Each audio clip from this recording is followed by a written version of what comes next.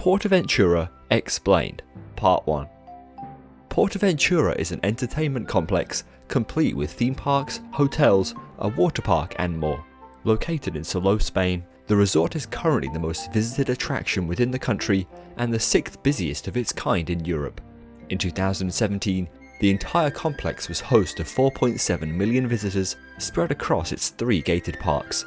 Currently, guests can experience Portaventura Park, the largest theme park within the resort, Ferrariland, a second, smaller theme park, and Portaventura Caribe Aquatic Park, an exciting water park.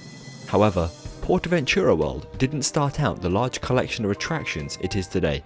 The main theme park opened to the public on the 1st of May 1995 as a joint venture between attraction operators Anheuser-Busch and the Tussauds Group, as well as banking firm Le Kaiser.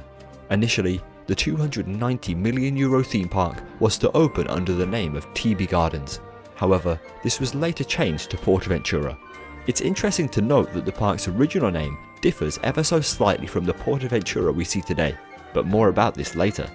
The site in which the park was built was previously a possible location for Disney's European theme park, now Disneyland Paris. In the beginning, the Portaventura Park was home to a smaller collection of rides, the staple of which was the large-scale roller coaster Dragon Khan. The ride opened to guests featuring 8 inversions, the most of any roller coaster at the time.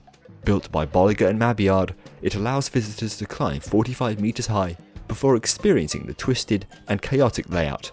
Diablo Tren de la Mina, a second roller coaster, also debuted opening year.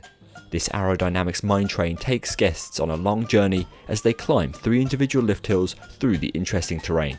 Apart from roller coasters, the park was also home to a collection of water rides, including the Intamin Flume ride, Tatsuki Splash, the Intamin River Rapids ride, the Grand Canyon Rapids, and the Mocklog Flume, Silver River Flume. All of these attractions were scattered across some of the park's now well-established areas, including Polynesia, China, Mexico, and the Far West. Immediately following its opening, Portaventura expanded rapidly. 1997 saw the debut of 2 new roller coasters to the park, both of a wooden variety. Stampeder opened to the public as a pair of wooden racing coasters constructed by Custom Coasters International, featuring a unique element in which guests hurtled towards each other at high speeds. Tomahawk, on the other hand, was a more family-oriented attraction. Also built by Custom Coasters International, the ride allows younger guests to experience the joys of a wooden roller coaster through a smaller and less intense layout. In 1998, the majority of the Tussauds Group shares were purchased by Universal, leading to the park being renamed Universal's Portaventura for the following season. As a result, it became the first and still only ever Universal Studios theme park on the European continent. During 1998, Portaventura also debuted another family-oriented roller coaster, Tammy Tammy, a small-scale Vekoma Jr. coaster. In 2002, the park underwent a large-scale expansion, becoming closer to the resort we know today.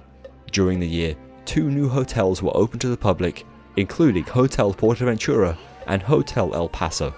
Furthermore, the resort's single water park, named Costa Caribe Water Park, also debuted the same year. Thus, Universal Mediterranea was born.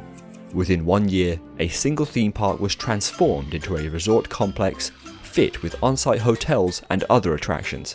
Guests were able to visit the main theme park or experience the 9 different attractions within the water park. This was quickly followed by the addition of another hotel named Hotel Caribe in 2003. Unfortunately, this period of success for the new Universal Mediterranean resort was short-lived. In 2004, crisis struck Vivendi Universal, the majority owners of the park, causing their shares to be sold to another company, Le Kaiser. As a result, the following season saw the park and resort as a whole change name. Universal Mediterranea became Portaventura, while Universal Studios Portaventura became the familiar Portaventura Park we know today. At this point, it's interesting to notice the change in branding. Unlike previously, the space within Portaventura was removed for trademark reasons, resulting in the peculiar spelling we see today. Despite the change in branding and operation of the park, investment still occurred. For the park's 10th anniversary, they constructed Hurricane Condor, a 100-meter tall Intamin giant drop tower. Guests can experience the ride in a seated or standing position and even be tilted 15 degrees forward during the slow ascent. This was followed by the construction of another large-scale roller coaster only 2 years later. In 2007, Furious Baco, an Intamin hydraulic launch coaster, opened to visitors.